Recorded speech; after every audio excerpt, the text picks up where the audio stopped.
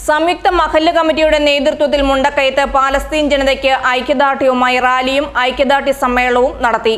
Mundakayam bypass കവലയിൽ നിന്ന് ആരംഭിച്ച റാലി ടൗൺ ചുറ്റി ബസ് സ്റ്റാൻഡ് മൈതാനിയിൽ സമാപിച്ചു.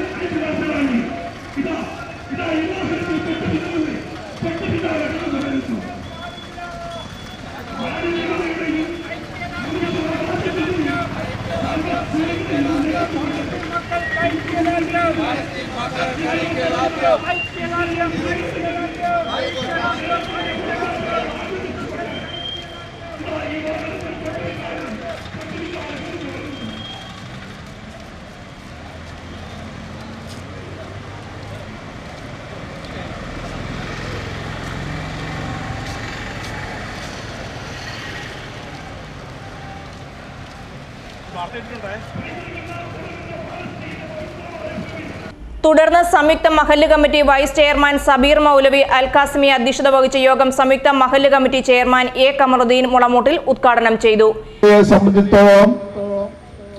ഒന്നുകിൽ സ്വാതന്ത്ര്യം അല്ലെങ്കിൽ മരണം, ഈ രണ്ടിലൊന്ന് മാത്രമാണ് ഫലസ്തീൻ ജനതയുടെ മുമ്പിലുള്ളത്.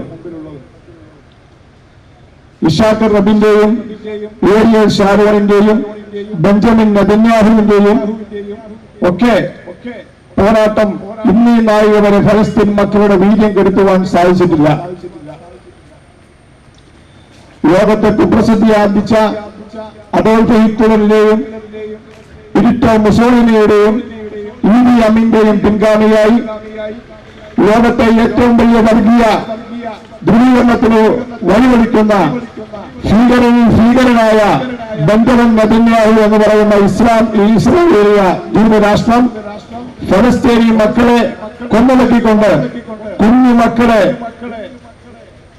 ഉമ്മമാർക്ക് പാല് കൊടുക്കുവാൻ പോലും നിവൃത്തിയില്ലാത്ത അവസ്ഥയിലേക്ക് പട്ടിണിയിലേക്കും ദാരിദ്ര്യത്തിലേക്കും തള്ളിവിട്ടുകൊണ്ട് ആ ജനതയെ പരീക്ഷണത്തിന്റെ പരിധിയിലേക്ക് ആണ്ടുപോയും അതിനൊന്നടങ്കം ഞങ്ങൾക്ക് ജനങ്ങളുണ്ടാവാൻ അല്ലാഹു മതി, അല്ലാഹുവാണ് ഞങ്ങൾക്ക് എല്ലാം എന്ന് പറഞ്ഞുകൊണ്ട് ഉദ്ദേശം പ്രഖ്യാപിച്ചുകൊണ്ട് ഇന്ത്യപാത പോലെയുള്ള സമരങ്ങളിലേക്ക് പോകുമ്പോൾ ലോകജനങ്ങളെ മനസ്സാക്ഷിയും അറിയിച്ചിട്ടില്ലാത്ത മനുഷ്യർക്കെല്ലാവർക്കും അവരെ സഹായിക്കണമെന്നുള്ള ബുദ്ധിയോടുകൂടി പെരുമാറുകയും ഇവിടുന്ന് പലരും സഹായിക്കുവാൻ വേണ്ടി ലോകരാഷ്ട്രങ്ങളിൽപ്പെട്ട പലരും ആ മുന്നോട്ട് പോകുമ്പോൾ കടക്കൽ ജുനൈദ് മുഖ്യപ്രഭാഷണം നടത്തി. സംയുക്ത മഹല്ല് കമ്മിറ്റി കോർഡിനേറ്റർ എ നവാസ് സ്വാഗതവും അർപ്പിച്ചു.